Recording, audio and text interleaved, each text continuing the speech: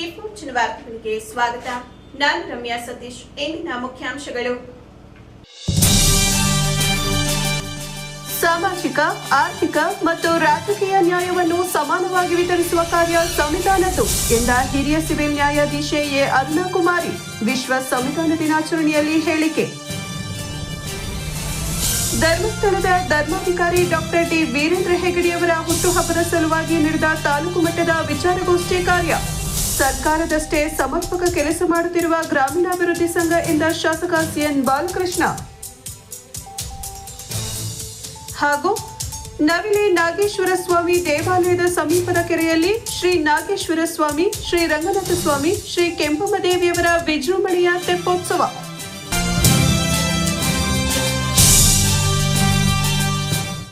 ವಾರ್ತೆಗಳ ವಿವರ. ಸಂವಿಧಾನದ ಉದ್ದೇಶ ಸಾಮಾಜಿಕ, ಆರ್ಥಿಕ ಮತ್ತು ರಾಜಕೀಯ ನ್ಯಾಯವನ್ನು ಸಮಾನವಾಗಿ ವಿತರಿಸುವುದು ಹಾಗೂ ಅಭಿವ್ಯಕ್ತಿ ಸ್ವಾತಂತ್ರ್ಯವನ್ನು ರಕ್ಷಿಸುವುದಾಗಿದೆ ಎಂದು ಹಿರಿಯ ಸಿವಿಲ್ ನ್ಯಾಯಾಧೀಶೆ ಎ ಅರುಣಕುಮಾರಿ ತಿಳಿಸಿದರು.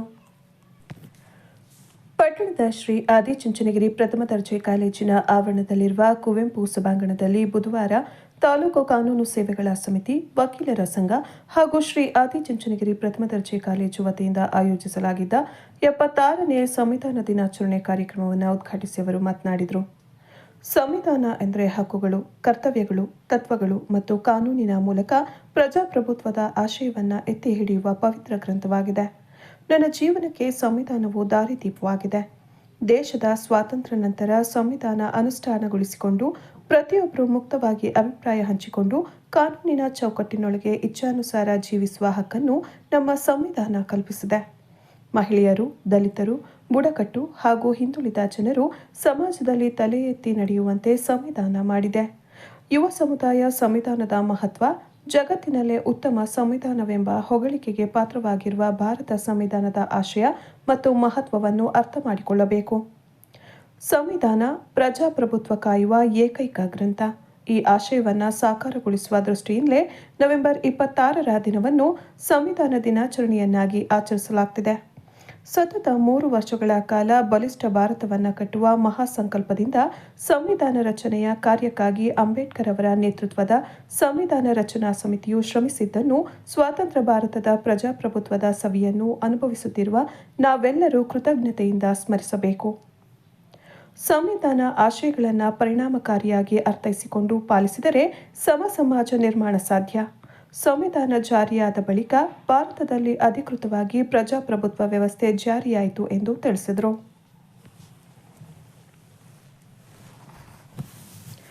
ಮುಖ್ಯ ಅತಿಥಿಯಾಗಿ ಆಗಮಿಸಿದ್ದ ಪ್ರಧಾನ ಸಿವಿಲ್ ನ್ಯಾಯಾಧೀಶೆ ವಿ ಕುಸುಮಾ ಮಾತನಾಡಿ, ನಮ್ಮ ಸಂವಿಧಾನ ದೇಶದ ಜನರನ್ನ ಸಶಕ್ತಗೊಳಿಸಿದೆ, ಸರ್ವರಿಗೂ ಸಮಾನತೆಯೊದಗಿಸಿದೆ, ಮೂಲಭೂತ ಹಕ್ಕುಗಳು, ಕರ್ತವ್ಯವನ್ನು ನೀಡಿದೆ. ಭಾರತಕ್ಕೆ ಸಂವಿಧಾನವೇ ದೊಡ್ಡ ಬಲ. ನಮ್ಮ ಸಂವಿಧಾನವು ನಮ್ಮೆಲ್ಲರನ್ನೂ ರಕ್ಷಿಸುವ ಬಹುದೊಡ್ಡ ಕಾನೂನು. ಸಂವಿಧಾನದ ಮಹತ್ವದ ಬಗ್ಗೆ ಎಲ್ಲರಿಗೂ ಅರಿವು ಮೂಡಿಸುವುದು, ಸಂವಿಧಾನ ಶಿಲ್ಪಿ ಡಾಕ್ಟರ್ BR ಅಂಬೇಡ್ಕರ್ ಅವರಿಗೆ ಗೌರವ ಸಲ್ಲಿಸುವುದರ ಜೊತೆಗೆ ಅವರ ಸಾಧನೆಯ ಬಗ್ಗೆ ತಿಳಿಸಿಕೊಡುವುದು ಈ ದಿನದ ವಿಶೇಷತೆ. ಭಾರತದ ಸಂವಿಧಾನಕ್ಕೆ ವಿಶ್ವದಲ್ಲೇ ದೊಡ್ಡ ಸಂವಿಧಾನ ಎಂಬ ಹಿರಿಮೆ ಇದೆ ಎಂದು ತಿಳಿಸಿದರು. ಕಾರ್ಯಕ್ರಮದ ಅಧ್ಯಕ್ಷತೆಯನ್ನು ವಹಿಸಿದ್ದ ಶ್ರೀ ಆದಿಚುಂಚನಗಿರಿ ಪ್ರಥಮ ದರ್ಜೆ ಕಾಲೇಜಿನ ಪ್ರಾಂಶುಪಾಲ ಡಾಕ್ಟರ್ MK ಮಂಜುನಾಥ್ ಅಧ್ಯಕ್ಷೀಯ ನುಡಿಗಳನ್ನಾಡಿದರು. ಕಾರ್ಯಕ್ರಮದಲ್ಲಿ ಕಾಲೇಜಿನ ವಿದ್ಯಾರ್ಥಿಗಳಿಗೆ ಸಂವಿಧಾನ ಪ್ರತಿಜ್ಞಾ ವಿಧಿ ಬೋಧಿಸಲಾಯಿತು. ತಾಲೂಕು ವಕೀಲರ ಸಂಘದ ಅಧ್ಯಕ್ಷರಾದ DK ಹರೀಶ್, ಕಾರ್ಯದರ್ಶಿ CB ಹೇಮಂತ್ ಕುಮಾರ್, ಆದಿಚುಂಚನಗಿರಿ ಪ್ರಥಮ ದರ್ಜೆ ಕಾಲೇಜಿನ ರಾಜ್ಯಶಾಸ್ತ್ರ ವಿಭಾಗದ ಮುಖ್ಯಸ್ಥರಾದ NT ನಾಗರಾಜು, ಇನ್ವೆಸ್ಟಿಗೇಷನ್ ತನಿಖಾ ಸಮಯದಲ್ಲಿ ಸಂಗ್ರಹಿಸಿದ ಸಾಕ್ಷ್ಯಗಳನ್ನೆಲ್ಲ ಅನುಸರಿಸಿ ಶಿಕ್ಷೆಯನ್ನು ಕೊಡಲಾಗುತ್ತೆ. ಸೊ ಅದಕ್ಕೆ ಎಕ್ಸ್ಟ್ರಾ ಜುಡಿಷಿಯಲ್ ಕನ್ಫೆಷನ್, ನಾನ್ ಎಕ್ಸ್ಟ್ರಾ ಜುಡಿಷಿಯಲ್ ಕನ್ಫೆಷನ್ ಅಂತ ಹೇಳ್ತಾರೆ. ಪೊಲೀಸ್ನವ್ರ ಮುಂದೆ ಏನಾದರೂ ತಪ್ಪು ಒಪ್ಕೊಂಡ್ರೆ ಅದಕ್ಕೆ ಅಡ್ಮಿಸಿಬಿಲಿಟಿ ಇಲ್ಲ. ಅದೇ ನ್ಯಾಯಾಲಯದ ಮುಂದೆ ಏನಾದರೂ ತಪ್ಪು ಒಪ್ಕೊಂಡಿದ್ರೆ, ಅಂದರೆ ನ್ಯಾಯಾಧೀಶರ ಮುಂದೆ ಇದು ಮಾಡಿದ್ರೆ ಅದಕ್ಕೆ ಮೋರ್ ಸ್ಯಾಂಕ್ಟಿಟಿ ಅಂತ ಹೇಳ್ಬೋದು, ಅದನ್ನೇ ಪ್ರೂವ್ ಅಂತ ಹೇಳಿಕ್ಕೆ ಬರೋದಿಲ್ಲ. ಸೊ ಇಷ್ಟೆಲ್ಲ ಇದೆ ಕಾನ್ಸ್ಟಿಟ್ಯೂಷನಲ್ಲಿ. ಸೊ ಇಷ್ಟೆಲ್ಲ ಲಿಬರ್ಟಿ ಕೊಟ್ಟಿದ್ದು ಯಾವುದು? ನಮ್ಮ ಭಾರತದ ಸಂವಿಧಾನ. ಇನ್ನು ಈ ಭಾರತದ ಸಂವಿಧಾನದಲ್ಲಿ ಹಕ್ಕಿದೆ, ನನಗೆ ಜೀವಿಸುವ ಹಕ್ಕು ಇದೆ ಅಂತ ಹೇಳಿ ಪಕ್ಕದವರಿಗೆ ತೊಂದರೆ ಕೊಟ್ಟು ಬದುಕಬಹುದಾ? ಇಲ್ಲ, ಅವರಿಗೂ ಕೂಡ ಗೌರವವನ್ನು ಕೊಡಬೇಕು. ಸೊ ಭಾರತದ ಸಂವಿಧಾನದಲ್ಲಿ ಮೂಲಭೂತ ಹಕ್ಕುಗಳ ಜೊತೆಗೆ ಮೂಲಭೂತ ಕರ್ತವ್ಯಗಳು ಇದೆ. ನಮ್ಮ ಕರ್ತವ್ಯಗಳನ್ನು ಆರ್ಟಿಕಲ್ 51A ಆಫ್ ಇಂಡಿಯನ್ ಕಾನ್ಸ್ಟಿಟ್ಯೂಷನ್ನಲ್ಲಿ ಹೇಳಿದ್ದಾರೆ. ಸೊ ಅದರ ಪ್ರಕಾರ ನಾವು ಭಾರತದ ಸಂವಿಧಾನದಲ್ಲಿ ಏನೇನು ಕರ್ತವ್ಯ ಇದೆ ಅದನ್ನು ಅನುಸರಿಸಿಕೊಂಡು ನಮ್ಮ ಸಮಾಜವನ್ನು ಸ್ವಾಸ್ಥ್ಯ ಸಮಾಜವನ್ನಾಗಿ ಮಾಡಬೇಕು ಅಂತ ಕೇಳ್ಕೊಳ್ಳಿ. ಶ್ರೀ ಕ್ಷೇತ್ರ ಧರ್ಮಸ್ಥಳದ ಡಾಕ್ಟರ್ ಡಿ ವೀರೇಂದ್ರ ಹೆಗ್ಗಡೆ ಹಾಗೂ ಡಾಕ್ಟರ್ ಹೇಮಾವತಿ ಹೆಗ್ಗಡೆ ಮಾಡಿದ ಪರಿವರ್ತನೆಗಳಿಂದಾಗಿ ಆಧುನಿಕ ಸಮಾಜದಲ್ಲಿ ಸಾಮಾಜಿಕವಾಗಿ ಮತ್ತು ಆರ್ಥಿಕವಾಗಿ ಮಹಿಳೆಯರು ಶಕ್ತಿ ಗಳಿಸುವಂತಾಗಿದೆ ಎಂದು ಶಾಸಕ ಸಿಎನ್ ಬಾಲಕೃಷ್ಣ ಅವರು ಅಭಿಪ್ರಾಯಪಟ್ಟರು. ಪಟ್ಟಣದ ಶಿವಯೋಗಿ ಕಲ್ಯಾಣ ಮಂಟಪದಲ್ಲಿ ಮಂಗಳವಾರ ಶ್ರೀ ಕ್ಷೇತ್ರ ಧರ್ಮಸ್ಥಳ ಗ್ರಾಮಾಭಿವೃದ್ಧಿ ಯೋಜನೆ ಚನ್ನರಾಯಪಟ್ಟಣ ಘಟಕದಿಂದ ಆಯೋಜಿಸಲಾಗಿದ್ದ ಮಹಿಳಾ ಜ್ಞಾನ ವಿಕಾಸ ಕಾರ್ಯಕ್ರಮದಡಿ ತಾಲೂಕು ಮಟ್ಟದ ಮಹಿಳಾ ವಿಚಾರಗೋಷ್ಠಿ ಕಾರ್ಯಕ್ರಮವನ್ನು ಉದ್ಘಾಟಿಸಿ ಅವರು ಮಾತನಾಡಿದರು. ಒಂದು ಸರ್ಕಾರ ವ್ಯವಸ್ಥಿತವಾಗಿ ಮಾಡಲಾಗದ ಎಲ್ಲ ಅಭಿವೃದ್ಧಿ ಯೋಜನೆಗಳನ್ನು ರೂಪಿಸಿ ಅದನ್ನು ಯಶಸ್ವಿಯಾಗಿ ಅನುಷ್ಠಾನಗೊಳಿಸುವ ಮೂಲಕ ಶ್ರೀ ಕ್ಷೇತ್ರ ಧರ್ಮಸ್ಥಳ ಗ್ರಾಮಾಭಿವೃದ್ಧಿ ಯೋಜನೆ ಜನಕಲ್ಯಾಣಕ್ಕಾಗಿ ಶ್ರಮಿಸುತ್ತಿದೆ. ಗ್ರಾಮೀಣ ಅಭಿವೃದ್ಧಿಗೆ ಮತ್ತು ನಮ್ಮ ನಾಡಿನ ಸಾಂಸ್ಕೃತಿಕ ವಿಕಸನಕ್ಕೆ ಧರ್ಮಸ್ಥಳ ಸಂಸ್ಥೆ ಕೆಲಸ ಮಾಡುತ್ತಿದ್ದು ಜನರ ಪ್ರೀತಿ ಗಳಿಸಿದೆ. ಮಹಿಳಾ ಸ್ವಸಹಾಯ ಗುಂಪುಗಳನ್ನು ರಚಿಸಿ ಮಹಿಳೆಯ ಆರ್ಥಿಕ ಪ್ರಗತಿಗೆ ಸಂಸ್ಥೆ ಹೆಗಲು ಕೊಟ್ಟು ದುಡಿಯುತ್ತಿದೆ. ಮಹಿಳೆಯ ಸ್ವಯಂ ಉದ್ಯೋಗಕ್ಕೆ ಸಂಸ್ಥೆ ವೇದಿಕೆ ನಿರ್ಮಿಸಿದ್ದು ವೃತ್ತಿ ಕೌಶಲ್ಯದ ಜೊತೆಗೆ ಅಗತ್ಯ ಮಾರ್ಗದರ್ಶನ ಮತ್ತು ಮಾರುಕಟ್ಟೆ ವ್ಯವಸ್ಥೆಯನ್ನ ಮಾಡ್ತಿದೆ. ಇದರಿಂದಾಗಿ ಸಾಮಾಜಿಕವಾಗಿ ಮಹಿಳೆಯರು ಸಬಲರಾಗ್ತಿದ್ದಾರೆ. ಜಾತಿ, ಮತ, ಪಂಥ ಮತ್ತು ಧರ್ಮದ ತಾರತಮ್ಯವಿಲ್ಲದೆ ಧರ್ಮಸ್ಥಳ ಸಂಸ್ಥೆ ಸರ್ವ ಸಮುದಾಯ ಜನರ ಪ್ರಗತಿಗೆ ಶ್ರಮಿಸುತ್ತಿದೆ. ಧರ್ಮಸ್ಥಳ ಗ್ರಾಮಾಭಿವೃದ್ಧಿ ಯೋಜನೆ ಮುಖಾಂತರ ಅವರು ಮಾಡುತ್ತಿರುವ ಸಮಾಜಮುಖಿ ಕಾರ್ಯಗಳ ಲಾಭ ಪಡೆದು ಎಲ್ಲರೂ ಪ್ರಗತಿ ಪಥಕ್ಕೆ ಬರುವಂತೆ ತಿಳಿಸಿದ ಅವರು, ಸುಜ್ಞಾನ ನಿಧಿ ಶಿಷ್ಯ ವೇತನ, ಶಾಲಾ ಮಕ್ಕಳಿಗೆ ಉಚಿತ ಟ್ಯೂಷನ್ ಕ್ಲಾಸ್, ಶ್ರದ್ಧಾ ಕೇಂದ್ರಗಳ ಸ್ವಚ್ಛತಾ ಕಾರ್ಯಕ್ರಮ, ಮಧ್ಯವರ್ಜನ ಶಿಬಿರ, ಆರೋಗ್ಯ ಶಿಬಿರ, ಸಮುದಾಯ ಅಭಿವೃದ್ಧಿ, ದೇವಸ್ಥಾನಗಳ ಪುನಶ್ಚೇತನಕ್ಕೆ ಅನುದಾನ, ಕೆರೆಗಳ ಪುನಶ್ಚೇತನ, ಹಾಲು ಉತ್ಪಾದಕರ ಸಹಕಾರ ಸಂಘಗಳಿಗೆ ಅನುದಾನ, ಶಾಲೆಗಳಿಗೆ ಅಗತ್ಯವಿರುವ ಕಡೆ ಅತಿಥಿ ಶಿಕ್ಷಕರ ನೇಮಕ, ಪೀಠೋಪಕರಣಗಳ ಕೊಡುಗೆ ಸೇರಿದಂತೆ ಹಲವಾರು ಸಮುದಾಯ ಯೋಜನೆಗಳನ್ನು ರೂಪಿಸಿ ಜಾರಿಗೊಳಿಸುತ್ತಿದೆ. ಸಂಸ್ಥೆಯ ಧರ್ಮಾಧಿಕಾರಿಗಳ ಎಲ್ಲ ಬಗೆಯ ಯೋಜನೆಗಳನ್ನು ಯಶಸ್ವಿಯಾಗಿ ಅನುಷ್ಠಾನಗೊಳಿಸಿ ಜನರಿಗೆ ತಲುಪಿಸುತ್ತಿದೆ ಎಂದರು. ಸಮಾಜ ಮತ್ತು ಕುಟುಂಬ ಸುಧಾರಣೆಯಲ್ಲಿ ಮಹಿಳೆಯರ ಪಾತ್ರ ಮಹತ್ವದ್ದಾಗಿದೆ. ಮಹಿಳೆಯರಲ್ಲಿ ಆತ್ಮವಿಶ್ವಾಸ ಮೂಡಿಸಿದಾಗ ಮಾತ್ರ ಸಮಗ್ರ ಅಭಿವೃದ್ಧಿ ಸಾಧ್ಯವೆಂದು ನಂಬಿರುವ ಧರ್ಮಸ್ಥಳದ ಧರ್ಮಾಧಿಕಾರಿ ಡಾಕ್ಟರ್ ಡಿ ವೀರೇಂದ್ರ ಹೆಗ್ಗಡೆ ನೇತೃತ್ವದ ಕ್ಷೇತ್ರ ಧರ್ಮಸ್ಥಳ ಗ್ರಾಮಾಭಿವೃದ್ಧಿ ಯೋಜನೆ ಮಹಿಳೆಯರ ಆರ್ಥಿಕ ಸ್ವಾವಲಂಬನೆಗೆ ಬೆನ್ನೆಲುಬಾಗಿ ನಿಂತಿದೆ. ತಾಲೂಕಿನಲ್ಲಿ ಕಾರ್ಯಾರಂಭಿಸಿ ಅತ್ಯಂತ ಯಶಸ್ವಿಯಾಗಿ ಕಾರ್ಯನಿರ್ವಹಿಸುತ್ತಿದೆ. ಪೂಜ್ಯರ ಮಾರ್ಗದರ್ಶನದಲ್ಲಿ ಸ್ವಸಹಾಯ ಸಂಘಗಳ ಮೂಲಕ ಹಲವಾರು ಮಂದಿ ಉತ್ತಮ ಬದುಕನ್ನು ಕಟ್ಟಿಕೊಂಡು ಆರ್ಥಿಕವಾಗಿ ಸದೃಢರಾಗಿದ್ದಾರೆ. ಸಂಸ್ಥೆಯು ಸದಸ್ಯರಿಗೆ ಆರ್ಥಿಕ ಸಹಕಾರ ನೀಡುವುದರ ಜೊತೆಗೆ ವ್ಯವಹಾರದ ಶಿಸ್ತು, ಸಂಸಾರ ನಿರ್ವಹಣೆ ಹಾಗೂ ಸಂಸ್ಕಾರಯುತ ಜೀವನ ಮೌಲ್ಯಗಳನ್ನು ಕಲಿಸಿಕೊಡುತ್ತಿರುವ ಸಂಸ್ಥೆಯಲ್ಲಿ ಹಲವಾರು ಕಾರ್ಯಕ್ರಮಗಳು ಸಮಾಜದ ದುರ್ಬಲ ವರ್ಗದವರಿಗೆ ಆಶಾಕಿರಣವಾಗಿದೆ. ಗ್ರಾಮೀಣಾಭಿವೃದ್ಧಿ ಯೋಜನೆಯಡಿ ಹೆಚ್ಚಿನ ದಾಖಲೆಗಳ ಜಂಜಾಟವಿಲ್ಲ. ಕಡಿಮೆ ಬಡ್ಡಿ ದರದಲ್ಲಿ ಸ್ವಸಹಾಯ ಸಂಘದ ಮೂಲಕ ಮಹಿಳೆಯರು ಸಾಲ ಪಡೆಯಬಹುದಾಗಿದೆ. ಹೀಗಾಗಿ ಸಣ್ಣ ಪುಟ್ಟ ವ್ಯಾಪಾರ ಆರಂಭಿಸಿ ಕುಟುಂಬದ ಆರ್ಥಿಕ ಸ್ಥಿತಿ ಉತ್ತಮಗೊಳಿಸಬೇಕೆಂಬ ಕನಸು ಕಾಣುವ ಬಡ ಮಹಿಳೆಯರಿಗೆ ಧರ್ಮಸ್ಥಳ ಗ್ರಾಮಾಭಿವೃದ್ಧಿ ಸಂಸ್ಥೆ ಭರವಸೆ ಬೆಳಕಾಗಿದೆ ಎಂದು ತಿಳಿಸಿದರು. ಕುಟುಂಬ ನಿರ್ವಹಣೆಯಲ್ಲಿ ಮಹಿಳೆಯರ ಪಾತ್ರ ಎಂಬ ವಿಚಾರದಲ್ಲಿ ನಿವೃತ್ತ ಮುಖ್ಯ ಶಿಕ್ಷಕಿ ನಿರ್ಮಲಾ ವಿಚಾರ ಮಂಡಿಸಿ, ಕುಟುಂಬದ ನಿರ್ವಹಣೆಯಲ್ಲಿ ಮಹಿಳೆಯರು ಅತ್ಯಂತ ಪ್ರಮುಖ ಪಾತ್ರ ವಹಿಸುತ್ತಿದ್ದಾರೆ. ಆರ್ಥಿಕ, ಸಾಮಾಜಿಕ, ಶೈಕ್ಷಣಿಕ ಹಾಗೂ ಸಾಂಸ್ಕೃತಿಕ ಜವಾಬ್ದಾರಿಗಳನ್ನು ಮಹಿಳೆಯರು ಸಮರ್ಪಕವಾಗಿ ನಿಭಾಯಿಸಿ ಇಂದಿನ ದಿನಗಳಲ್ಲಿ ಮಹಿಳೆಯರು ಕೇವಲ ಮನೆಯ ಒಳಗಿನ ಕೆಲಸಗಳಲ್ಲದೆ ಉದ್ಯೋಗ, ವ್ಯವಹಾರ, ಸಮಾಜ ಸೇವೆ ಮುಂತಾದ ವಿವಿಧ ಕ್ಷೇತ್ರಗಳಲ್ಲಿ ಕೂಡ ತೊಡಗಿಸಿಕೊಂಡಿದ್ದಾರೆ. ಆರ್ಥಿಕ ಸ್ವಾವಲಂಬನೆಯ ಮೂಲಕ ಕುಟುಂಬದ ಅಭಿವೃದ್ಧಿಗೆ ನೇರವಾಗಿ ನೆರವಾಗುತ್ತಿದ್ದಾರೆ. ಆದರ್ಶ ಮತ್ತು ಮೌಲ್ಯ ಮಹಿಳೆಯರಲ್ಲಿ ಉಳಿತಾಯ ಮನೋಭಾವ ಮತ್ತು ಗಂಭೀರ ನಿರ್ಧಾರ ಸಾಮರ್ಥ್ಯ ಹೆಚ್ಚಿಸಿದೆ. ಇವು ಕುಟುಂಬದ ಆರ್ಥಿಕ ಮತ್ತು ಸಾಮಾಜಿಕ ಸ್ಥಿತಿಯನ್ನು ಬಲಪಡಿಸಲು ಬಹುಪಾಲು ಸಹಾಯ ಮಾಡ್ತವೆ. ಈ ಮೂಲಕ ಮಹಿಳೆಯರು ಕುಟುಂಬದ ಆಧಾರ ಸ್ತಂಭವಾಗಿ ನೆಲೆಯೂರಿದ್ದಾರೆ ಎಂದು ತಿಳಿಸಿದರು.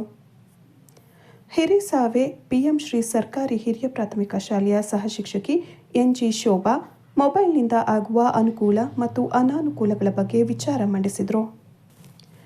ಕಾರ್ಯಕ್ರಮದಲ್ಲಿ ಶ್ರೀ ಕ್ಷೇತ್ರ ಧರ್ಮಸ್ಥಳ ಗ್ರಾಮಾಭಿವೃದ್ಧಿ ಯೋಜನೆಯ ನಿರ್ದೇಶಕ ಎ ಯೋಗೇಶ್ ಪ್ರಾಸ್ತಾವಿಕವಾಗಿ ಮಾತನಾಡಿ, ಮಹಿಳೆಯರ ಸ್ವಾವಲಂಬಿ ಜೀವನ ನಿರ್ವಹಣೆಗೆ ಮಹಿಳಾ ಸಬಲೀಕರಣದಂತಹ ಕಾರ್ಯಕ್ರಮ ಅವಶ್ಯಕ. ಈ ನಿಟ್ಟಿನಲ್ಲಿ ಶ್ರೀ ಕ್ಷೇತ್ರ ಧರ್ಮಸ್ಥಳ ಗ್ರಾಮಾಭಿವೃದ್ಧಿ ಯೋಜನೆ ಜ್ಞಾನ ವಿಕಾಸ ಕೇಂದ್ರದ ಕಾರ್ಯಕ್ರಮ ಮಹಿಳೆಯರ ಸ್ವಾವಲಂಬಿ ಮತ್ತು ಸ್ವಾಭಿಮಾನಿ ಬದುಕಿಗೆ ಸಹಕಾರಿ. ಮಹಿಳೆ ನಿಶ್ಚಿಂತೆಯಿಂದ ತನ್ನ ಬದುಕು ಕಟ್ಟಿಕೊಳ್ಳಲು ಲೋಕಜ್ಞಾನ ಹೊಂದಿರಬೇಕು. ಈ ಕಾರಣದಿಂದ ಮಹಿಳಾ ಜ್ಞಾನ ವಿಕಾಸ ಕೇಂದ್ರ ಮಹಿಳೆಯರಿಗೆ ಶಿಕ್ಷಣ, ಆರೋಗ್ಯ, ನೈರ್ಮಲ್ಯ, ಸ್ವಯಂ ಉದ್ಯೋಗ ಸೇರಿದಂತೆ ವಿವಿಧ ಸಾಮಾಜಿಕ ಜ್ಞಾನದ ಮಾಹಿತಿ ನೀಡಿ ಜಾಗೃತಿಗೊಳಿಸುವ, ನಿರ್ಗತಿಕರಿಗೆ ಮನೆ ರಚನೆಯ ವಾತ್ಸಲ್ಯ ಕಾರ್ಯಕ್ರಮ, ಸ್ವಾಸ್ಥ್ಯ ಸಂಕಲ್ಪ ಕಾರ್ಯಕ್ರಮ ನಮ್ಮ ಸಮಾಜಕ್ಕೆ ಮಾದರಿ ಎಂದು ತಿಳಿಸಿದರು. ಪೇಟೆ ಸರ್ಕಾರಿ ಪ್ರೌಢಶಾಲೆಯ ಮುಖ್ಯ ಶಿಕ್ಷಕಿ ನೇತ್ರಾವತಿ ಅಧ್ಯಕ್ಷೀಯ ನುಡಿಗಳನ್ನಾಡಿದರು.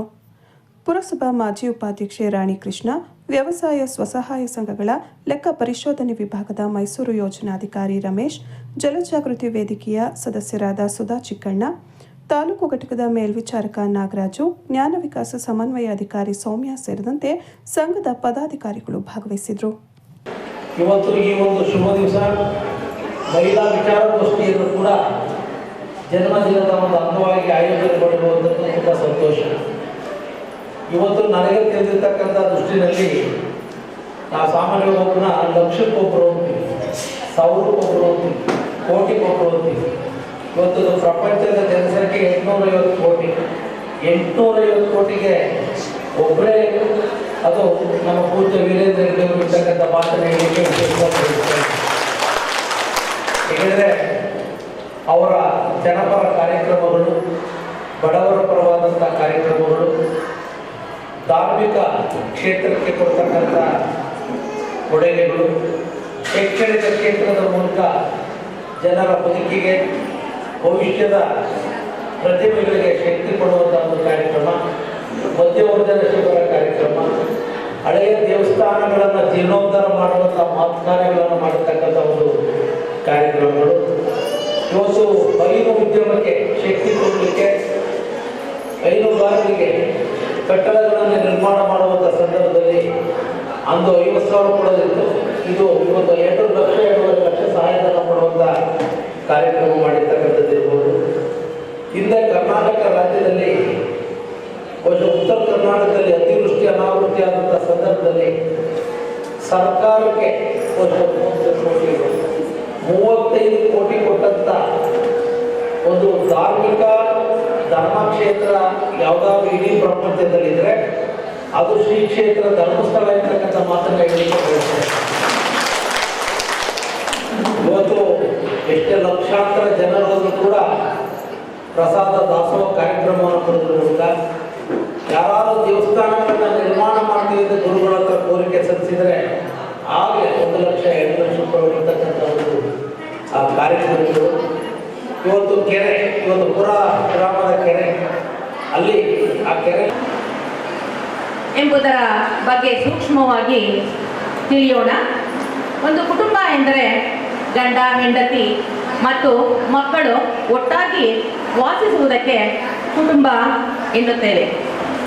ಆದರೆ ಹಿಂದಿನ ಕಾಲದಲ್ಲಿ ಅವಿಭಕ್ತ ಕುಟುಂಬ ಪದ್ಧತಿ ಜಾರಿಯಲ್ಲಿತ್ತು.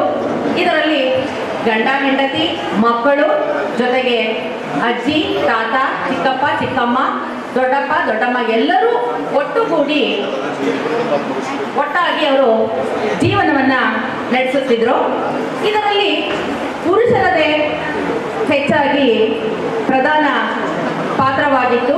ಕುಟುಂಬ ನಿರ್ವಹಣೆಯಲ್ಲಿ ಪುರುಷರದ್ದೇ ಆಗಿತ್ತು ಮತ್ತು ಕುಟುಂಬದ ಎಲ್ಲ ಜವಾಬ್ದಾರಿಗಳನ್ನು ಕೂಡ 78ನೆಯ ಹುಟ್ಟುಹಬ್ಬವನ್ನು ಇವತ್ತು ಆಚರಣೆಯನ್ನು ಮಾಡ್ತಾ ಇದ್ದಾರೆ. ಈ ಒಂದು ಸಂದರ್ಭದಲ್ಲಿ ಬಹುಶಃ ಇಡೀ ಕರ್ನಾಟಕ ರಾಜ್ಯದಲ್ಲಿ ಅವರ ಹುಟ್ಟುಹಬ್ಬವನ್ನು ಬೇರೆ ಬೇರೆ ರೀತಿಯ ಕಾರ್ಯಕ್ರಮವನ್ನು ಮಾಡುವುದರ ಮುಖೇನ ಇವತ್ತು ಆಚರಣೆಯನ್ನ ಮಾಡ್ತಾ ಇದ್ದೇವೆ. ಬಹುಶಃ ಚಂದ್ರಾಯಪಟ್ಟಣದಲ್ಲಿ ಇವತ್ತು ಜ್ಞಾನ ವಿಕಾಸ ಮಹಿಳಾ ಕಾರ್ಯಕ್ರಮದ ಈ ವಿಚಾರಗೋಷ್ಠಿ ಕಾರ್ಯಕ್ರಮವನ್ನು ಇವತ್ತು ಪೂಜ್ಯರ ಹುಟ್ಟುಹಬ್ಬದ ಅಂಗವಾಗಿ ಏರ್ಪಡಿಸಿದ್ದೇವೆ. ಹಾಗಾಗಿ ನಾವೆಲ್ಲರೂ ಕೂಡ ಇಲ್ಲಿಂದಲೇ ಪೂಜ್ಯರಿಗೆ ಹುಟ್ಟುಹಬ್ಬದ ಒಂದು ಶುಭ ಕಾಮನೆಗಳನ್ನ ನಾವೆಲ್ಲರೂ ಕೂಡ ಹೇಳುವ ಅಂತ ನಿಮ್ಮಲ್ಲಿ ವಿನಂತಿಯನ್ನ ಮಾಡಿಕೊಂಡು ಜೋರಾಗಿ ಒಂದು ಚಪ್ಪಾಳೆ ಮೂಲಕ ಅವರಿಗೆ ಹುಟ್ಟುಹಬ್ಬದ ಶುಭಾಶಯಗಳು.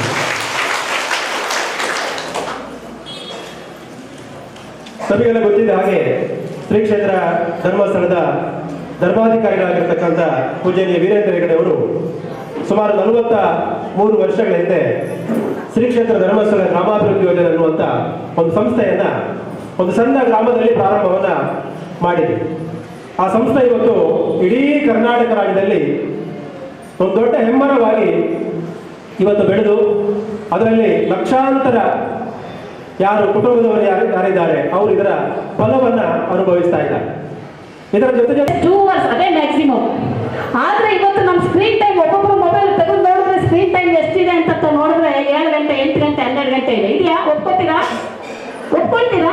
ಒಪ್ಕೊಳ್ಳೋಣ, ನ್ಯಾಯವಾಗಿ ಒಪ್ಕೊಳ್ಳೋಣ, ಇನ್ಕೊಳ್ಳಿ, ನನ್ನನ್ನು ಸೇರಿಸಿ. ಹಾಗಾಗಿ ಮೊದಲು ನಾವು ಇಲ್ಲೊಂದು ಕಥೆ ಬರುತ್ತೆ, ರಾಮಕೃಷ್ಣ ಪರಮಹಂಸರದ ಒಂದು ಕಥೆ ನೆನಪಾಗುತ್ತೆ. ನಾವು ಒಬ್ಬರಿಗೆ ಒಂದು ಬುದ್ಧಿವಂತಿಕೆಯನ್ನ ಹೇಳಬೇಕು, ಒಂದು ಬುದ್ಧಿಯನ್ನ ಹೇಳಬೇಕು ಅಂದ್ರೆ ಫಸ್ಟ್ ನಾವು ಸರಿ ಇರ್ಬೇಕಂತೆ. ನಮ್ಮ ಮಕ್ಕಳಿಗೆ ನಾವು ಮೊಬೈಲ್ ಅನ್ನ ಯೂಸ್ ಮಾಡಬೇಡ ಅಂತ ಬುದ್ಧಿ ಹೇಳಬೇಕು ಅಂದ್ರೆ ನಾವು ಸರಿ ಇರ್ಬೇಕು ಮೊದಲು. ರಾಮಕೃಷ್ಣ ಪರಮಹಂಸರ ಕಥೆ ಏನಪ್ಪ ಹೇಳುತ್ತೆ ಅಂತ ಅಂದ್ರೆ, ಒಬ್ಳು ತಾಯಿ ತನ್ನ ಮಗುವನ್ನ ಕರ್ಕೊಂಡು ರಾಮಕೃಷ್ಣ ಪರಮಹಂಸರ ಹತ್ರ ಹೋಗ್ತಾಳೆ. ನನ್ನ ಮಗು ಎಲ್ಲಿಟ್ಟರು ಬೆಲ್ಲವನ್ನ ಬಿಡೋದಿಲ್ಲ, ಸಿಹಿಯನ್ನ ಬಿಡೋದಿಲ್ಲ, ಕದ್ದು ತಿಂತಾನೆ ಸ್ವಾಮಿ, ಅವನಿಗೆ ಸ್ವಲ್ಪ ಬುದ್ಧಿಯನ್ನ ನೀವು ದಯವಿಟ್ಟು ಹೇಳಬೇಕು ಅಂತ ಹೇಳಿ ಆ ಮಗುವನ್ನ ಕರ್ಕೊಂಡು ಆಕೆ ತಾಯಿ ರಾಮಕೃಷ್ಣ ಪರಮಹಂಸರ ಹತ್ರ ಹೋಗ್ತಾಳೆ. ಆಗ ಹೋದಂತ ಸಂದರ್ಭದಲ್ಲಿ ರಾಮಕೃಷ್ಣ ಪರಮಹಂಸರು ಹೇಳ್ತಾರೆ, ನೋಡಮ್ಮ ಒಂದು 15 ದಿನ ಬಿಟ್ಟು ಬಾರಮ್ಮ. ಆಕೆ ಮನಸ್ಸಲ್ಲಿ ಬೈಕೊಂಡು ಬರ್ತಾಳೆ. ತಾಲೂಕಿನ ಬಾಗೂರು ಹೋಬಳಿಯ ಪುರಾಣ ಪ್ರಸಿದ್ಧ ಶ್ರೀ ನಾಗೇಶ್ವರ ಸ್ವಾಮಿ, ಶ್ರೀ ರಂಗನಾಥ ಸ್ವಾಮಿ, ಶ್ರೀ ಕೆಂಪಮ್ಮ ದೇವಿಯವರ ತೆಪ್ಪೋತ್ಸವ ವಿಜೃಂಭಣೆಯಿಂದ ಸೋಮವಾರ ನೆರವೇರಿತು. ತೆಪ್ಪೋತ್ಸವದ ಅಂಗವಾಗಿ ಶ್ರೀ ನವಿಲೆ ನಾಗೇಶ್ವರ ಸ್ವಾಮಿ ದೇವಾಲಯದಲ್ಲಿ ಬೆಳಗಿನಲ್ಲೇ ದೇವರಿಗೆ ವಿಶೇಷ ಪೂಜೆ, ಅಭಿಷೇಕ, ಹೂವಿನ ಅಲಂಕಾರ ಸೇರಿದಂತೆ ವಿವಿಧ ಪೂಜೆಗಳು ನೆರವೇರಿದವು. ಗ್ರಾಮದ ರಾಜಬೀದಿಗಳಲ್ಲಿ ಶ್ರೀ ನಾಗೇಶ್ವರ ಸ್ವಾಮಿ, ಶ್ರೀ ರಂಗನಾಥ ಸ್ವಾಮಿ, ಶ್ರೀ ಕೆಂಪಮ್ಮ ದೇವಿಯವರ ಉತ್ಸವ ನೆರವೇರಿತು. ನಾಗೇಶ್ವರ ಸ್ವಾಮಿ ದೇವಾಲಯದ ಪಕ್ಕದಲ್ಲಿರುವ ಪುರಾಣ ಪ್ರಸಿದ್ಧ ನಾಗೇಶ್ವರ ಸ್ವಾಮಿ ಕೆರೆಯಲ್ಲಿ ದೇವರುಗಳ ವೈಭವದ ತೆಪ್ಪೋತ್ಸವ ಸಹಸ್ರಾರು ಭಕ್ತರ ಸಮ್ಮುಖದಲ್ಲಿ ನೆರವೇರಿತು. ಬೆಂಗಳೂರು ಸೇರಿದಂತೆ ರಾಜ್ಯದ ನಾನಾ ಭಾಗಗಳಿಂದ ಸಾವಿರಾರು ಸಂಖ್ಯೆಯಲ್ಲಿ ಶ್ರೀ ನಾಗೇಶ್ವರ ಸ್ವಾಮಿ ದೇವಾಲಯಕ್ಕೆ ಆಗಮಿಸಿ ದೇವರಿಗೆ ವಿಶೇಷ ಪೂಜೆ ಸಲ್ಲಿಸಿ ತೆಪ್ಪೋತ್ಸವದಲ್ಲಿ ಪಾಲ್ಗೊಂಡರು. ಅಖಿಲ ಭಾರತ ವೀರಶೈವ ಲಿಂಗಾಯತ ಮಹಾಸಭಾ ಜಿಲ್ಲಾಧ್ಯಕ್ಷ ನವಿಲೆ ಪರಮೇಶ್ ತೆಪ್ಪೋತ್ಸವದಲ್ಲಿ ಪಾಲ್ಗೊಂಡು ದೇವರಿಗೆ ವಿಶೇಷ ಪೂಜೆ ಸಲ್ಲಿಸಿದರು. ಈ ಸಂದರ್ಭದಲ್ಲಿ ಮಾತನಾಡಿದ ಅವರು, ಪ್ರತಿ ವರ್ಷದಂತೆ ಈ ವರ್ಷವೂ ಶ್ರೀ ನಾಗೇಶ್ವರ ಸ್ವಾಮಿಯವರ ತೆಪ್ಪೋತ್ಸವ ಈ ಭಾಗದ ಭಕ್ತರು ಸೇರಿದಂತೆ ಸಹಸ್ರಾರು ಭಕ್ತರ ಸಮ್ಮುಖದಲ್ಲಿ ವಿಜೃಂಭಣೆಯಿಂದ ನೆರವೇರಿದೆ ಎಂದರು. ಪೂಜಾ ಕಾರ್ಯಕ್ರಮದಲ್ಲಿ ಕೃಷಿ ಪತ್ತಿನ ಸಹಕಾರ ಸಂಘದ ಅಧ್ಯಕ್ಷರಾದ ಎನ್ಎನ್ ಕುಮಾರಸ್ವಾಮಿ, ಮುಖಂಡರುಗಳಾದ ಎನ್ಕೆ ನಾಗಪ್ಪ, ಸದಾಶಿವಯ್ಯ, ಎನ್ಎಲ್ ನಾಗರಾಜ್, ಜಯದೇವಪ್ಪ, ನುಗ್ಗೇಹಳ್ಳಿ ನಾಗಭೂಷಣ್, ಶಾಮಿಯಾನ ಕುಮಾರ್ ಸೇರಿದಂತೆ ಗ್ರಾಮಸ್ಥರು ಪಾಲ್ಗೊಂಡಿದ್ದರು. ಕೊನೆಯಲ್ಲಿ ಮತ್ತೊಮ್ಮೆ ಮುಖ್ಯಾಂಶಗಳು. ಸಾಮಾಜಿಕ, ಆರ್ಥಿಕ ಮತ್ತು ರಾಜಕೀಯ ನ್ಯಾಯವನ್ನು ಸಮಾನವಾಗಿ ವಿತರಿಸುವ ಕಾರ್ಯ ಸಂವಿಧಾನದ್ದು ಎಂದ ಹಿರಿಯ ಸಿವಿಲ್ ನ್ಯಾಯಾಧೀಶೆ ಎ ಅರುಣಾಕುಮಾರಿ ವಿಶ್ವ ಸಂವಿಧಾನ ದಿನಾಚರಣೆಯಲ್ಲಿ ಹೇಳಿಕೆ. ಧರ್ಮಸ್ಥಳದ ಧರ್ಮಾಧಿಕಾರಿ ಡಾಕ್ಟರ್ ಡಿ ವೀರೇಂದ್ರ ಹೆಗಡೆಯವರ ಹುಟ್ಟುಹಬ್ಬದ ಸಲುವಾಗಿ ನಡೆದ ತಾಲೂಕು ಮಟ್ಟದ ವಿಚಾರಗೋಷ್ಠಿ ಕಾರ್ಯ. ಸರ್ಕಾರದಷ್ಟೇ ಸಮರ್ಪಕ ಕೆಲಸ ಮಾಡುತ್ತಿರುವ ಗ್ರಾಮೀಣಾಭಿವೃದ್ಧಿ ಸಂಘ ಎಂದ ಶಾಸಕ ಸಿಎನ್ ಬಾಲಕೃಷ್ಣ. ಹಾಗೂ ನವಿಲೆ ನಾಗೇಶ್ವರ ಸ್ವಾಮಿ ದೇವಾಲಯದ ಸಮೀಪದ ಕೆರೆಯಲ್ಲಿ ಶ್ರೀ ನಾಗೇಶ್ವರ ಸ್ವಾಮಿ, ಶ್ರೀ ರಂಗನಾಥ ಸ್ವಾಮಿ, ಶ್ರೀ ಕೆಂಪಮ್ಮ ದೇವಿಯವರ ವಿಜೃಂಭಣೆಯ ತೆಪ್ಪೋತ್ಸವ.